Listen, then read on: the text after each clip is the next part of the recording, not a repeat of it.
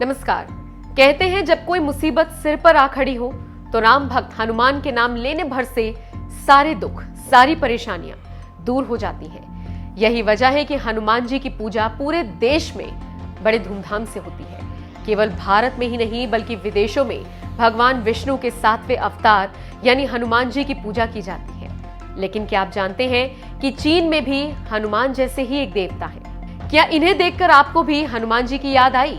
दरअसल हनुमान की शक्ल में ये एक वानर देवता हैं, जिन्हें लोग चीन में सुन वुकोंग के नाम से जानते हैं। जैसे कि रामायण में हनुमान जी का जिक्र होता है, ठीक ऐसे ही चीन की दंत कथाओं में भी एक ऐसे दिव्य वानर का जिक्र मिलता है, जिन्हें लेकर कई कहानियां प्रचलित हैं। कहते हैं सुन वुकोंग नाम के ये मंकी किंग देवी के अंश से पैदा हुए थे, जिनके पिता तो नहीं थे, लेकिन उनमें कुछ बेहद अद्भुत शक्तियां थी। मंकी किंग की शक्ल बिल्कुल वानर जैसी थी, लेकिन वो वानरों की तरह 4 पैर पर नहीं बल्कि मानव की तरह 2 ही पैरों पर चलते थे। अगर बात मंकी किंग की शक्तियों की करें तो कहा जाता है कि उनकी शक्तियां अपार थी, जिनका सामना करना किसी देव या फिर दानव के वश में नहीं था। यानी कि युद्ध कला में मंकी किंग का कोई मुकाबला नहीं था। सुनने में मंकी किंग की कहानी हनुमान की तरह लगती है।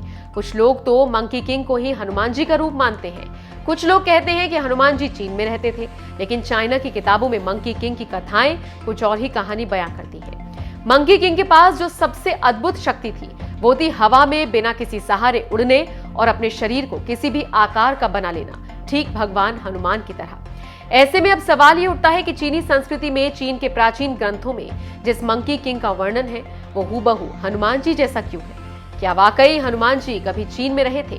क्या हमारे हनुमान जी का ही पराक्रम चीन की दंत कथाओं में मंकी किंग के नाम से दर्ज है?